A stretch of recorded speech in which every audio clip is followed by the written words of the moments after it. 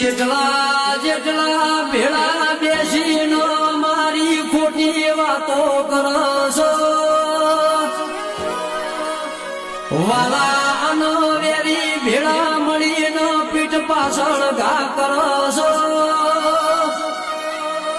પણ દીકરો વાતો કરવા વાળાની જીભે લખવાના મુઢા ના ફેરવી નોખું તો હું તમારી માતાના કેવડું ભાઈ એ ભરી બજારે માં અમારી આબરૂ પાછી નહીં લાવ